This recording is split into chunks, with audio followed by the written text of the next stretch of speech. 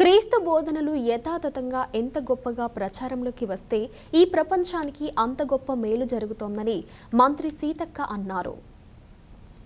ములుగు జిల్లా కేంద్రంలోని Oli mini street చర్చిలో అలాగే లిటిల్ ఫ్లవర్ స్కూల్లో జరిగిన క్రిస్మస్ వేడుకలకు ముఖ్య అతిథిగా మంత్రి సీతక్క హాజరై కేక్ కట్ చేశారు. ఈ సందర్భంగా రాష్ట్ర ప్రజలకు క్రిస్మస్ శుభాకాంక్షలు తెలిపారు. అనంతరం వారు మాట్లాడుతూ పవిత్రమైన పండుగ సందర్భంగా యేసుక్రీస్తు బోధనలైన స్వార్థరహిత జీవితం, ప్రేమ, దయ, ఎదుటివారిని క్షమించే గుణం, తమకు ఉన్న జ్ఞానాన్ని పంచుకోవడం ఇవి యేసు బోధనలు అన్నారు.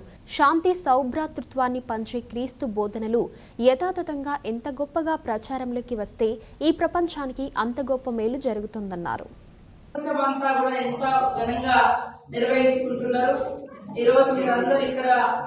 పూజ చేయడం చాలా సంతోషదాయకం. మరి ప్రపంచ శాంతి కోసం ప్రతి ఒక్కరి ఆరోగ్యం బాగుండాలని, ప్రతి ఒక్కరు బాగుండాలని మీరందరూ ప్రార్థన చేయడం చాలా సంతోషం.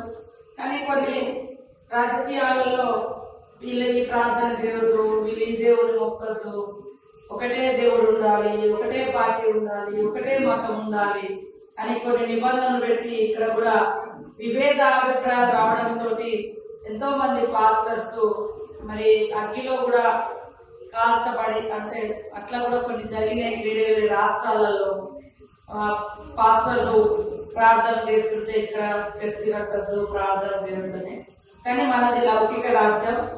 అంబేద్కర్ గారు అన్ని మతాలకు సమాన హక్కులు, స్వేచ్ఛ మనకు అందించడం జరిగింది.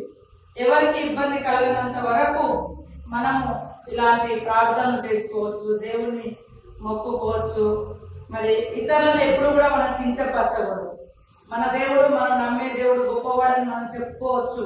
కానీ ఇతరులు వాళ్ళు తక్కువ అని ఎప్పుడు కూడా తగ్గించి చూడకూడదు. ఇదే మన యేసయ్య గారు మనకు చెప్పేటువంటి నీతి సూత్రం. కాబట్టి మీరందరూ కూడా హ్యాపీగా ఉండాలని మనస్ఫూర్తిగా కోరుకుంటూ